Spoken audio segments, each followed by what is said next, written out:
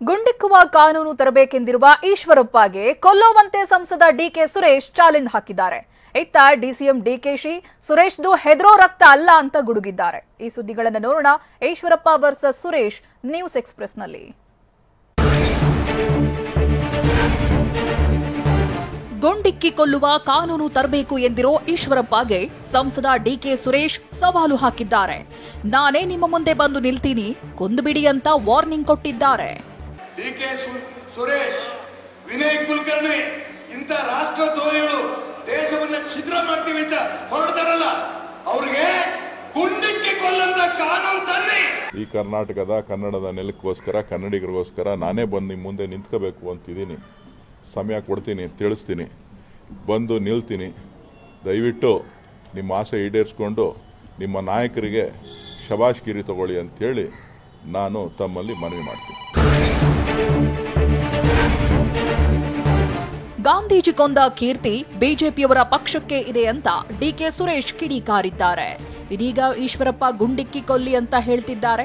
ಕನ್ನಡ ಪರ ಧ್ವನಿ ಎತ್ತಿದ್ದಕ್ಕೆ, ಕರ್ನಾಟಕ ಪರ ಧ್ವನಿ ಎತ್ತಿದ್ದಕ್ಕೆ ಈಶ್ವರಪ್ಪನವರು ಗುಂಡಿಕ್ಕಿ ಕೊಲ್ಲೋ ಬಗ್ಗೆ ಮಾತನಾಡ್ತಿದ್ದಾರೆ ಅಂತ ಕಿಡಿಕಾರಿದ್ರು. ಬಹುಶಃ ಇತಿಹಾಸ ತಮ್ಮೆಲ್ಲರಿಗೂ ಕೂಡ ಗೊತ್ತಿದೆ. ಮಹಾತ್ಮ ಗಾಂಧೀಜಿಯವರನ್ನ ಕೊಂದಂತ ಕೀರ್ತಿ ಅವ್ರ ಪಕ್ಷಕ್ಕಿದೆ. ಸಹೋದರನ ಪರವಾಗಿ ಡಿಸಿಎಂ ಡಿಕೆ ಶಿವಕುಮಾರ್ ಗುಡುಗಿದ್ದಾರೆ. ಸುರೇಶ್ದು ಈ ಗುಂಡಿಗೆ ಹೆದರುವ ರಕ್ತ ಅಲ್ಲ, ನಮ್ಮ ಸುದ್ದಿಗೆ ಬಂದವರಿಗೆಲ್ಲ ಸೆಟಲ್ಮೆಂಟ್ ಆಗಿದೆ. ಕೆಎಸ್ ಈಶ್ವರಪ್ಪಗೆ 1 ರೌಂಡ್ ಸೆಟಲ್ಮೆಂಟ್ ಆಗಿದೆ.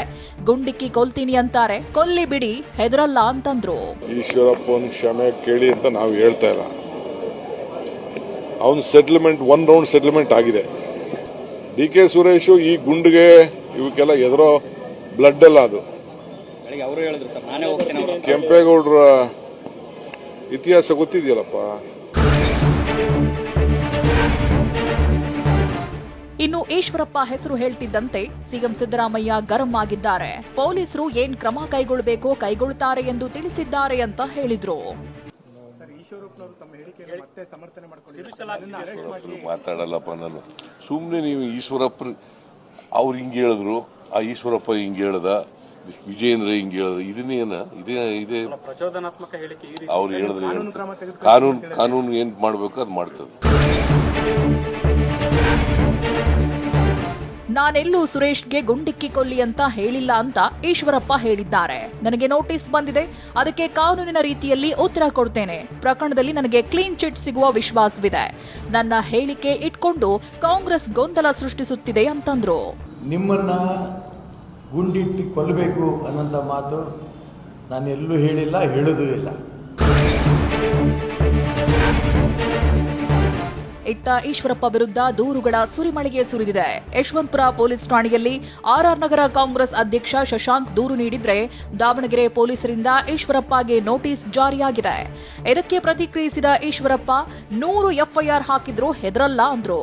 ರಾಷ್ಟ್ರೀಯ ಸಿದ್ಧಾಂತದ ಬಗ್ಗೆ, ಹಿಂದುತ್ವದ ಬಗ್ಗೆ ಈ ರೀತಿ 100 ಸಿದ್ಧಾಂತಗಳು ಹಾಕಿದ್ರು, ನೋಟಿಸ್ ಬಂದ್ರು ಕೂಡ, ಎಫ್ಐಆರ್ ಹಾಕಿದ್ರು ಕೂಡ ನಾನು ಹೆದರಲ್ಲ.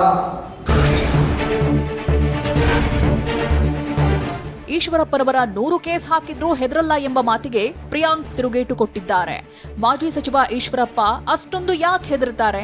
ಸುಮ್ಮನೆ ಇದ್ದಿದ್ರೆ ನಡೀತಿತ್ತಲ್ವಾ? ಈಶ್ವರಪ್ಪ ಹೇಳಿಕೆಗೆ ಅವರ ಪಕ್ಷದಲ್ಲೇ ಕವಡೆ ಕಾಸಿನ ಕಿಮ್ಮತ್ತಿಲ್ಲ ಅಂತ ಕಾಲೆಳೆದಿದ್ದಾರೆ. ಹೆದರೋದಿಲ್ಲ ಅಲ್ಲ, ಬಿಟ್ಬಿಡಿ. ಮತ್ತೆ ಯಾಕೆ ಪದೇ ಪದೇ ಬಂದು ಹೆದರೋದಿಲ್ಲ ಅಂತ ಹೇಳ್ತಾರೆ? ಸುಮ್ಮನೆ ಕೂಡ್ಬೇಕಲ್ಲ. ಅವ್ರ ಮಾತಿಗೆ ತಾವು ಯಾಕೆ ಅಷ್ಟು ಗಂಭೀರವಾಗಿ ತಗೋತೀರಾ? ಅವ್ರ ಆಟಕ್ಕುಂಟು ಲೆಕ್ಕಕ್ಕಿಲ್ಲ. ಬಿಜೆಪಿನಲ್ಲೇ ಅವ್ರ ಮಾತಿಗೆ ಕವಡೆ ಕಾಸು ಕೀಮತ್ತಿಲ್ಲ. ಮಾಜಿ ಸಿಎಂ ಯಡಿಯೂರಪ್ಪ ಈಶ್ವರಪ್ಪ ಪರ ಭಾಟ್ ಬೀಸಿದ್ದಾರೆ. ಅವರು ಹೇಳಿದ್ದು ರಾಷ್ಟ್ರದ್ರೋಹಿ ಹೇಳಿಕೆ ನೀಡುವವರ ವಿರುದ್ಧ ಕಾನೂನು ತನ್ನಿ ಅಂತ. ಆದರೆ ಅವರ ಹೇಳಿಕೆಯನ್ನ ಅಪಪ್ರಚಾರ ಮಾಡಲಾಗ್ತಿದೆ ಅಂತ ತಿರುಗೇಟು ಕೊಟ್ರು. ಅವರು ಹೇಳಿದಂತ ಮಾತನ್ನ ಬೇರೆ ಅಪಾರ್ಥ ಕಲ್ಪಿಸೋ ರೀತಿ ಎಲ್ಲರೂ ಮಾತಾಡ್ತಾ ಇದ್ದಾರೆ. ಈಶ್ವರಪ್ಪ ಹೇಳಿರುವಂಥದ್ದು ದೇಶದ್ರೋಹಿಗಳಿಗೆ ಗುಂಡಿಕ್ಕಿ ಕೊಲ್ಲುವಂಥ ಒಂದು ಕಾನೂನು ತನ್ನಿ ಅಂತ ಹೇಳಿರುವಂಥದ್ದು. ಸದ್ಯ ಈಶ್ವರಪ್ಪ ಮಾತಿಗೆ ಕಾಂಗ್ರೆಸ್ ನಾಯಕರ ಆದಿಯಾಗಿ ಕೈ ಕಾರ್ಯಕರ್ತರು ಸಿಡಿದೆದ್ದಿದ್ದಾರೆ. ಬೆಂಗಳೂರಿನ ಚಕ್ರವರ್ತಿ ಬಡಾವಣೆಯಲ್ಲಿ ಈಶ್ವರಪ್ಪ ನಿವಾಸಕ್ಕೆ ಕಾಂಗ್ರೆಸ್ ಕಾರ್ಯಕರ್ತರು ಪ್ರತಿಭಟನೆ ಮಾಡ್ತಾ ಮುತ್ತಿಗೆ ಹಾಕಲು ಯತ್ನಿಸಿದ್ರು. ಈ ವೇಳೆ ಸ್ಥಳದಲ್ಲಿದ್ದ ಪೊಲೀಸರು ಪ್ರತಿಭಟನಾಕಾರರನ್ನ ವಶಕ್ಕೆ ಪಡೆದು ಪರಿಸ್ಥಿತಿ ತಿಳಿಗೊಳಿಸಿದ್ರು.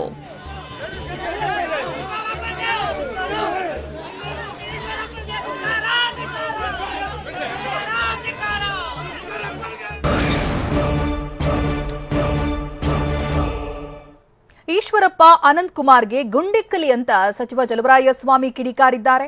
ಇತ್ತ ಪ್ರಿಯಾಂಕರ್ಗೆ ಸಹ ಈಶ್ವರಪ್ಪ ವಯಸ್ಸು ನೋಡಿ ಸುಮ್ಮನಿದ್ದೇನೆ ಅಂತ ಗುಡುಗಿದ್ದಾರೆ. ಈ ಸುದ್ದಿಗಳನ್ನು ನೋಡೋಣ ಮಾತಿನ ಸಮರ ನ್ಯೂಸ್ ಎಕ್ಸ್‌ಪ್ರೆಸ್ನಲ್ಲಿ.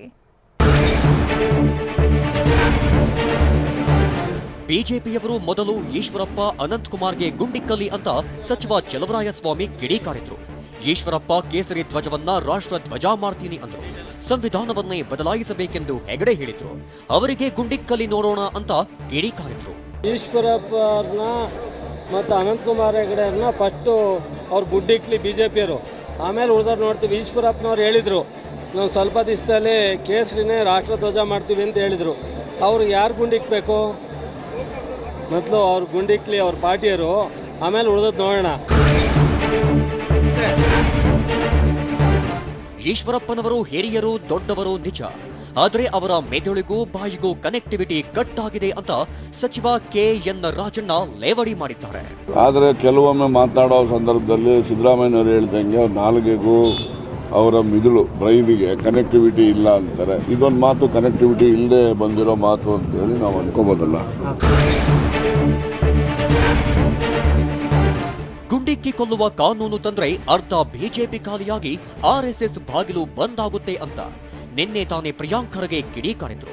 ಅದಕ್ಕೆ ಈಶ್ವರಪ್ಪ ಕಿಡಿಕಾರಿದ್ದು ಮಲ್ಲಿಕಾರ್ಜುನ್ ಖರ್ಗೆ ಹೊಟ್ಟೆಯಲ್ಲಿ ಪ್ರಿಯಾಂಕ್ ಎಂಬ ಕೆಟ್ಟ ಹೋಳು ಹುಟ್ಟಿದ್ದು ವಿಪರ್ಯಾಸ ಅಂತ ವಾಗ್ದಾಳಿ ನಡೆಸಿದ್ರು. ಅಂಥದ್ದೇನಾದರೂ ಕಾನೂನು ಮಾಡಿದ್ರೆ ಅರ್ಧ ಬಿಜೆಪಿ ಖಾಲಿ ಆಗ್ತದೆ, ಮತ್ತೆ RSS ಬಾಗಿಲು ಮುಚ್ತವೆ. ಈಶ್ವರಪ್ಪ ಅವರಿಗೆ ನನ್ನೊಂದು ಸಲಹೆ ಇದೆ. ನಿಮಗಾಗಲೇ ಇನ್ವಾಲೆಂಟ್ರಿ ರಿಟೈರ್ಮೆಂಟ್ ಕೊಟ್ಬಿಟ್ಟಿದ್ದಾರೆ, ಮನೇಲಿ ಆರಾಮಾಗಿರಿ. ನೀವು ಆಟಕ್ಕುಂಟು ಲೆಕ್ಕಕ್ಕಿಲ್ಲ ಆಗಿಬಿಟ್ಟಿದ್ದೀರಾ. AICC ಅಧ್ಯಕ್ಷರಾದ ಅವರ ಅಪ್ಪ ಪ್ರಿಯಾಂಕಾ ಖರ್ಗೆ ಅವರ ಅಪ್ಪ ಮಲ್ಲಿಕಾರ್ಜುನ್ ಖರ್ಗೆ ಅವರು ಲೋಕಸಭೆಯಲ್ಲಿ ಹೇಳಿದ್ದಾರೆ, ಕನ್ಯಾಕುಮಾರಿಯಿಂದ ಕಾಶ್ಮೀರ ತನಕನೂ ಕೂಡ ಈ ದೇಶ ಒಂದೇ. ನಾನು ಮಲ್ಲಿಕಾರ್ಜುನ್ ಖರ್ಗೆ ಅವರಿಗೆ ಅಭಿನಂದನೆ ಸಲ್ಲಿಸ್ತೇನೆ. ಇಂಥ ತಂದೆ ಹೊಟ್ಟೆಯಲ್ಲಿ ಇಂಥ ಕೆಟ್ಟ ಹುಳ ಹುಟ್ಟಿದೆಯಲ್ಲ ಅಂತ ನಂಗೆ ಆಶ್ಚರ್ಯ. ಕೆಟ್ಟ ಹುಳಿಯಿಂದ ಈಶ್ವರಪ್ಪ ವಿರುದ್ಧ ಪ್ರಿಯಾಂಕ್ ಕೆಂಡ ಕಾರಿದ್ರು. ಈಶ್ವರಪ್ಪ ವಯಸ್ಸಿನಲ್ಲಿ ಹಿರಿಯರು ಅಂತ ಬಿಟ್ಟಿದ್ದೇನೆ, ಇಲ್ಲಾಂದ್ರೆ ನನ್ನಲ್ಲೂ ಅಂಬೇಡ್ಕರ್ ರಕ್ತಾನೇ ಹರಿಯುತ್ತಿರೋದು, ನಿಮಗೆ ಬೇರೆ ಭಾಷೆಯಲ್ಲಿ ಅರ್ಥ ಮಾಡಿಸಬೇಕಾಗುತ್ತೆ ಅಂತ ಎಚ್ಚರಿಕೆ ನೀಡಿದ್ರು. ಮಾನ್ಯ ಮುಖ್ಯಮಂತ್ರಿಗಳು ಹೇಳ್ತಾರಲ್ಲ, ಮೆದುಳಿಗೆ ನಾಲ್ಗೆ ಕನೆಕ್ಷನ್ ಇಲ್ಲ ಅಂತ ಪದೇ ಪದೇ ತೋರಿಸ್ತಾ ಇದ್ದಾರೆ. ನಿಮ್ಮ ಹಿರಿತನಕ್ಕೆ ಗೌರವ ಕೊಟ್ಟು ನೀವು ಮಾತಾಡ್ತಾ ಇದ್ದೀನಿ. ಅಕಸ್ಮಾತ್ ನಿಮಗೆ ಬೇರೆ ಭಾಷೆನಲ್ಲೇ ಅರ್ಥ ಆಗುವಂತೆ ಇದ್ರೆ ಮರಿಬೇಡಿ, ನನ್ನ ಮೈನಲ್ಲೂ ಅಂಬೇಡ್ಕರ್ ಅವ್ರ ರಕ್ತ ಹರಿತಾ ಇದೆ. ಸಿಎಂ ಸಿದ್ದರಾಮಯ್ಯ ವಿರುದ್ಧ ಕೆಂಡ ಕಾರಿದ ಈಶ್ವರಪ್ಪ ಸುಳ್ಳು ಹೇಳುವುದರಲ್ಲಿ ಸಿಎಂ ಸಿದ್ದರಾಮಯ್ಯ ನಿಸ್ಸೀಮ ಅಂತ ಹೇಳಿದ್ರು. ಅಲ್ಲದೆ RSS ಬಗ್ಗೆ ನೀಡಿದ ಹೇಳಿಕೆ ಸಿಎಂ ವಾಪಸ್ ಪಡೆಯಲಿ ಅಂತ ಆಗ್ರಹಿಸಿದ್ರು. ಶ್ವೇತಪತ್ರ ಹೊರಡಿಸಿ, ಯಾಕೆ ಶ್ವೇತಪತ್ರ ಹೊರಡಿಸಲ್ಲ? ಶ್ವೇತಪತ್ರ ಹೊರಡಿಸೋದ್ರಿಂದ ರಾಜ್ಯ ಜನಕ್ಕೆ ಸಿದ್ದರಾಮಯ್ಯ ಹೇಳ್ತಾರೆ ಸುಳ್ಳು ಅಂತ ತುಂಬ ಸ್ಪಷ್ಟವಾಗುತ್ತೆ. ಈಗೇನಾಗಿದೆ, ಕರ್ನಾಟಕ ರಾಜ್ಯದ ಆರ್ಥಿಕ ಪರಿಸ್ಥಿತಿ ಇವತ್ತು ದಿವಾಳಿ ಎದ್ದೋಗಿದೆ. ಸುಳ್ಳು ಹೇಳೋದ್ರಲ್ಲಿ ನಿಸ್ಸೀಮ ಸಿದ್ದರಾಮಯ್ಯನವರು. ತೆರಿಗೆ ವಿಚಾರದಲ್ಲಿ ಸಿಎಂ ಅರ್ಧ ಸತ್ಯ ಹೇಳಿದ್ದಾರೆ ಎಂಬ ಬಿಜೆಪಿಯವರ ಆರೋಪಕ್ಕೆ ಸಚಿವ ಪ್ರಿಯಾಂಕ್ ಖರ್ಗೆ ತಿರುಗೇಟು ಕೊಟ್ಟಿದ್ದಾರೆ. ಅಲ್ಲದೆ ಬಿಜೆಪಿಯವರು ಮೊದಲು ಅಂಕಿ ಅಂಶ ಮುಂದಿಟ್ಟು ಮಾತಾಡಲಿ ಅಂತ ಆಕ್ರೋಶ ವ್ಯಕ್ತಪಡಿಸಿದ್ರು. ಬಿಜೆಪಿ ಅವರಿಗೆ ನಂದು ಒಂದು ಕಿವಿ ಮಾತು, ಅಂಕಿ ಅಂಶಗಳು ನಮ್ಮದಲ್ಲ, ಅಂಕಿ ಅಂಶಗಳು ಕೇಂದ್ರ ಸರ್ಕಾರದ್ದು. ನಿಮ್ಮೆಲ್ಲ ಹತ್ರ ದಾಖಲೆಗಳಿಲ್ಲ ಅಂದರೆ ನಿರ್ಮಲಾ ಸೀತಾರಾಮನ್ ಅವ್ರ ಹತ್ರ ಪಡೆಯಿರಿ, ಅಥವಾ RTIನಲ್ಲನ ಹಾಕ್ರಿ, ಅಥವಾ ವೆಬ್ಸೈಟ್ಸ್ನಲ್ಲಿ ಇರ್ತದೆ, ಫೈನಾನ್ಷಿಯಲ್ ಕಮಿಷನ್ ವೆಬ್ಸೈಟ್ನಲ್ಲಿ ಇರ್ತದೆ, ನಿಮ್ಮ ಇನ್ಕಮ್ ಟ್ಯಾಕ್ಸ್ ವೆಬ್ಸೈಟ್ನಲ್ಲಿ ಇರ್ತದೆ, ಹೋಗಿ ಅದರಲ್ಲಿ ಪಡೀರಿ.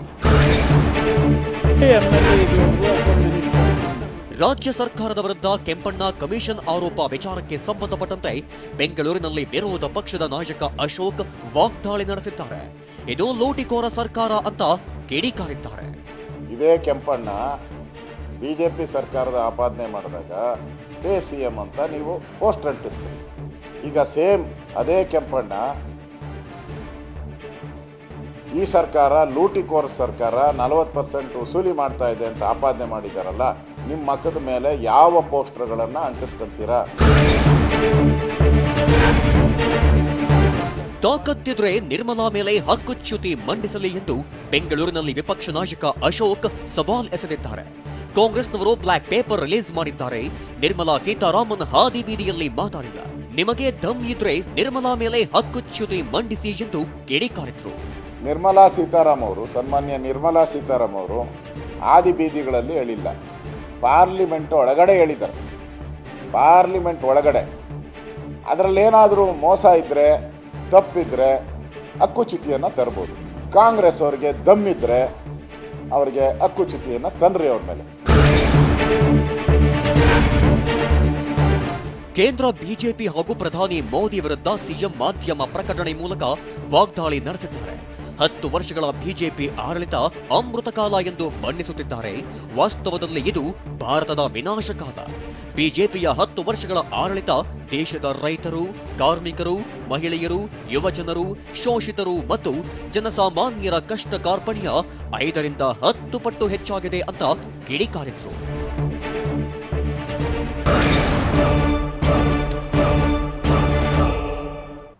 ಇಂದು ರಾಜ್ಯಕ್ಕೆ ಅಮಿತ್ ಶಾ ಎಂಟ್ರಿ ಕೊಡಲಿದ್ದಾರೆ. ನಾಳೆ 2 ಗಂಟೆಗಳ ಕಾಲ ಅಮಿತ್ ಶಾ ಸಭೆ ನಡೆಸಲಿದ್ದಾರೆ. ಈ ನಡುವೆ ಬಿಜೆಪಿ ಜೆಡಿಎಸ್ ಸೀಟು ಹಂಚಿಕೆಯ ಲೆಕ್ಕಾಚಾರ ಜೋರಾಗಿದೆ. ಈ ಸುದ್ದಿಗಳನ್ನು ನೋಡೋಣ ಲೋಕತಂತ್ರ ನ್ಯೂಸ್ ಎಕ್ಸ್‌ಪ್ರೆಸ್‌ನಲ್ಲಿ. ಲೋಕಸಭೆ ಚುನಾವಣೆಗೆ ಭರ್ಜರಿ ತಯಾರಿ ನಡೆದಿದ್ದು 3 ಪಕ್ಷಗಳಲ್ಲೂ ಚಟುವಟಿಕೆಗಳು ಗರಿಗೆದರಿವೆ.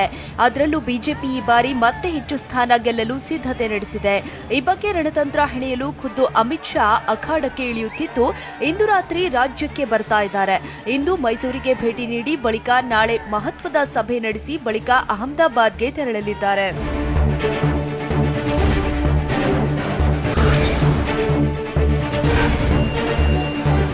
ರಾತ್ರಿ 10:50ಕ್ಕೆ ಮಂದಕಹಳ್ಳಿ ವಿಮಾನ ನಿಲ್ದಾಣಕ್ಕೆ ಬಂದಿಳಿಯಲಿರುವ ಅಮಿತ್ ಶಾ ರ್ಯಾಡಿಸನ್ ಹೋಟೆಲ್ನಲ್ಲಿ ತಂಗಲಿದ್ದಾರೆ.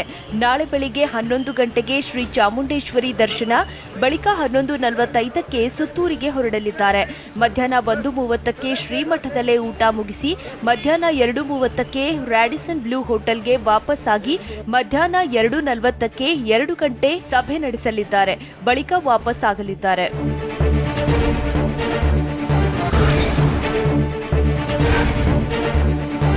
ಲೋಕಸಭೆ ಚುನಾವಣೆಯಲ್ಲಿ 28 ಕ್ಷೇತ್ರಗಳಲ್ಲೂ ಗೆಲ್ಲುವ ಗುರಿಯೊಂದಿಗೆ ಶೀಘ್ರವೇ ಕಮಲದಳ ನಾಯಕರ ಸಮನ್ವಯ ಸಮಿತಿ ರಚಿಸಲಾಗುತ್ತಿದೆ. ಸ್ಥಳೀಯ ಮುಖಂಡರನ್ನ ವಿಶ್ವಾಸಕ್ಕೆ ತೆಗೆದುಕೊಳ್ಳಲು ಪ್ಲಾನ್ ಮಾಡಲಾಗುತ್ತಿದೆ. ಎಚ್ಡಿಕೆ, ಬಿವೈ ವಿಜಯೇಂದ್ರ ಸೇರಿ ಬಿಜೆಪಿ, ಜೆಡಿಎಸ್ನ 10ಕ್ಕೂ ಹೆಚ್ಚು ನಾಯಕರು ಈ ಸಮಿತಿಯಲ್ಲಿರ್ತಾರೆ. ಸಮನ್ವಯ ಸಮಿತಿ ಅಧ್ಯಕ್ಷರಾಗಿ ಎಚ್ಡಿಕೆಗೆ ಅವಕಾಶ ಸಿಗುವ ಸಾಧ್ಯತೆ ಇದೆ. ಜೊತೆಗೆ ರಾಜ್ಯ ಎನ್ಡಿಎ ಸಂಚಾಲಕ ಹುದ್ದೆ ವಹಿಸಿಕೊಳ್ಳಲು ಎಚ್ಡಿಕೆಗೆ ಸಲಹೆ ನೀಡಲಾಗುತ್ತಿದೆಯಂತೆ.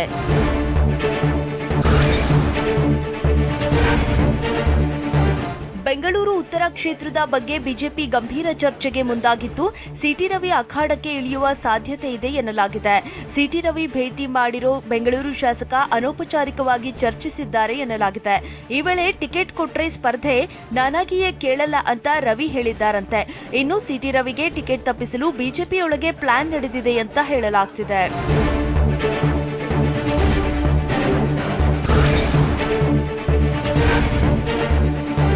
ಈ ಮಧ್ಯೆ ಮಂಡ್ಯ ಕ್ಷೇತ್ರ ತ್ಯಾಗ ಮಾಡಿದ್ರೆ ಹಾಲಿ ಸಂಸದೆ ಸುಮಲತಾಗೆ ಬೆಂಗಳೂರು ಉತ್ತರ ಕ್ಷೇತ್ರ ನೀಡುವ ಬಗ್ಗೆ ಚರ್ಚೆ ನಡೆದಿದೆ.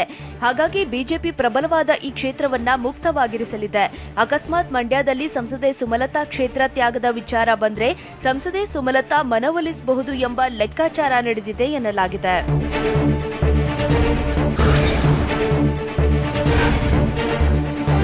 ಅತ್ತ ಬೆಂಗಳೂರಿನ ಗೋವಿಂದರಾಜನಗರದಲ್ಲಿ ವಿ ಸೋಮಣ್ಣ ಆಪ್ತರಾದ ಉಮೇಶ್ ಶೆಟ್ಟಿ ಮತ್ತು ಮಂಡಲ ಬಿಜೆಪಿ ಅಧ್ಯಕ್ಷ ವಿಶ್ವನಾಥ್ ಗೌಡ ಮಧ್ಯೆ ಪತ್ರ ಸಮರ ಏರ್ಪಟ್ಟಿದೆ.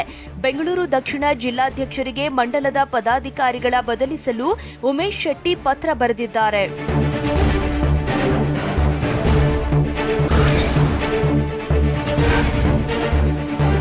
ಕಾಫಿ ನಾಡಿನ ಬಿಜೆಪಿಯಲ್ಲಿ ಅಸಮಾಧಾನ ಭುಗಿಲೆದ್ದಿದೆ. ಮೂಡಿಗೆರೆ ಬಿಜೆಪಿ ತಾಲೂಕು ಮಂಡಲ ನೇಮಕ ವಿಚಾರವಾಗಿ ರಸ್ತೆಯಲ್ಲಿ ಬಡಿದಾಡಿಕೊಂಡ ಮುಖಂಡರ ವಿರುದ್ಧ ಎಫ್ಐಆರ್ ದಾಖಲಾಗಿದೆ. ತಾಲೂಕು ಪಂಚಾಯಿತಿ ಮಾಜಿ ಅಧ್ಯಕ್ಷ ರತನ್ ಮತ್ತು ಬಿಜೆಪಿ ಮುಖಂಡ ಅನುಕುಮಾರ್ ಬಣಗಳ ನಡುವೆ ಗಲಾಟೆ ನಡೆದಿತ್ತು. ಮೂಡಿಗೆರೆ ಪೊಲೀಸ್ ಠಾಣೆಯಲ್ಲಿ ಅನುಕುಮಾರ್, ಭರತ್ ವಿರುದ್ಧ ಕೇಸ್ ದಾಖಲಾಗಿದೆ.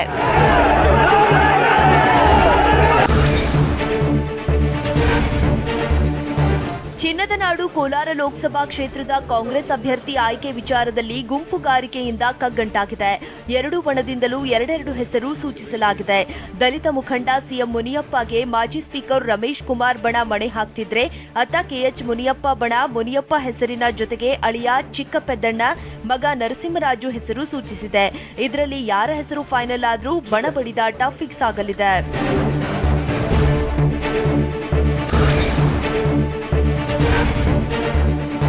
ಹಾಸನ ಜಿಲ್ಲೆಯ ರಾಜಕಾರಣದಲ್ಲಿ ಸಚಿವ ರಾಜಣ್ಣ ವರ್ಸಸ್ ಶಿವರಾಂ ಜಟಾಪಟಿ ನಡೆದಿದ್ದು, ಡಿಕೆ ಶಮನಕ್ಕೆ ಮುಂದಾಗಿದ್ದಾರೆ. ಬಿ ಶಿವರಾಂ ಕರೆಸಿ ಮಾತನಾಡಿದ ಡಿಸಿಎಂ ಡಿಕೆ ಬಹಿರಂಗವಾಗಿ ಮಾತನಾಡದಂತೆ ಎಚ್ಚರಿಕೆ ಕೊಟ್ಟಿದ್ದಾರೆ. ಏನೇ ಸಮಸ್ಯೆಗಳಿದ್ರೂ ಪಕ್ಷದ ಚೌಕಟ್ಟಿನಲ್ಲಿ ಹೇಳಿ, ಬಹಿರಂಗವಾಗಿ ಮಾಧ್ಯಮಗಳ ಮುಂದೆ ಮಾತನಾಡದಂತೆ ಎಚ್ಚರಿಕೆ ನೀಡಿ ಡಿಕೆ ಎಚ್ಚರಿಕೆ ಕೊಟ್ಟು ಕಳುಹಿಸಿದ್ದಾರೆ.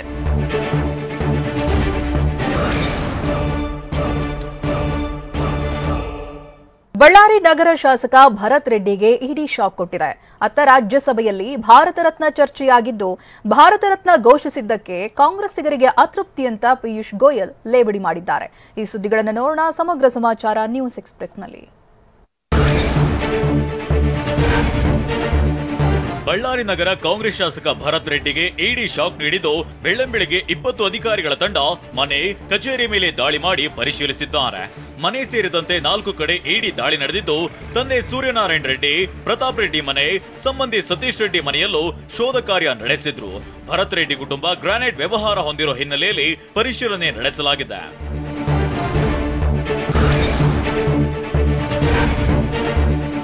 ಕಾಂಗ್ರೆಸ್ ಶಾಸಕ ಭರತ್ ರೆಡ್ಡಿ ಮನೆ ಮೇಲೆ ಇಡಿ ಅಧಿಕಾರಿಗಳು ದಾಳಿ ಮಾಡಿದ್ದು, ಸಾಕಷ್ಟು ದಾಖಲೆ ಪತ್ರವನ್ನ ವಶಕ್ಕೆ ಪಡೆದಿದ್ದಾರೆ. ದಾಳಿ ವೇಳೆ ಹಣ ಕೂಡ ಜಪ್ತಿ ಮಾಡಿರುವ ಬಗ್ಗೆ ಮಾಹಿತಿ ಲಭ್ಯವಾಗಿದೆ. ಪತ್ತೆಯಾದ ಹಣವನ್ನ ಇಡಿ ಅಧಿಕಾರಿಗಳು ಬ್ಯಾಗ್ನಲ್ಲಿ ತೆಗೆದುಕೊಂಡು ಹೋಗಿದ್ದಾರೆ.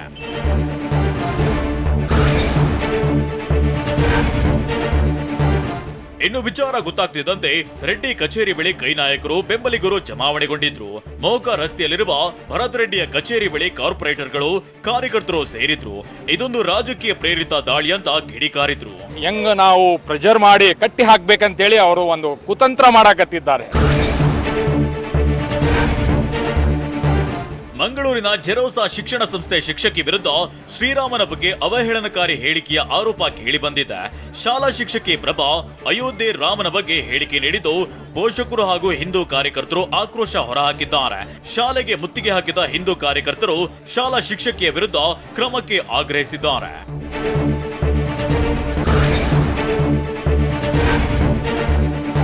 ವಿವಾದ ಭುಗಿಲೆಳೆದಿದ್ದಂತೆ ಎಂಎಲ್ಸಿ ಐವಾನ್ ಡಿಸೋಜಾ ಶಾಲೆಗೆ ಭೇಟಿ ನೀಡಿದ್ರು. ಈ ವೇಳೆ ಹಿಂದೂ ಕಾರ್ಯಕರ್ತರು ಅವರ ಕಾರನ್ನ ಅಡ್ಡಗಟ್ಟಿ ಆಕ್ರೋಶ ಹೊರಹಾಕಿದ್ರು. ಈ ಬಗ್ಗೆ ಮಾತನಾಡಿದ ಐವಾನ್ ಡಿಸೋಜಾ, ಮುಂದಿನ ಸೋಮವಾರದವರೆಗೆ ಕಾದು ನೋಡೋಣ ಅಂತ ಹೇಳಿದ್ದಾರೆ. ನಾನು ಸೋಮವಾರ ದಿವಸ ಮಕ್ಕಳ ಹತ್ರವೂ ಮಾತಾಡ್ತೇನೆ, ಸಿಸ್ಟರ್ ಹತ್ರವೂ ಮಾತಾಡ್ತೇನೆ, ಯಾರು ಟೀಚರ್ ಅವ್ರ ಹತ್ರವೂ ಮಾತಾಡ್ತೇನೆ. ವಿಷಯ ತಿಳ್ಕೊಂಡು ಆ ಬಗ್ಗೆ ವಿಚಾರ ಮಾಡಿ ಮತ್ತೆ ಒಂದು ತೀರ್ಮಾನಕ್ಕೆ ಬರ್ತೇನೆ ಅಂತ ಮಾತನ್ನು ಹೇಳಿದ್ದಾರೆ.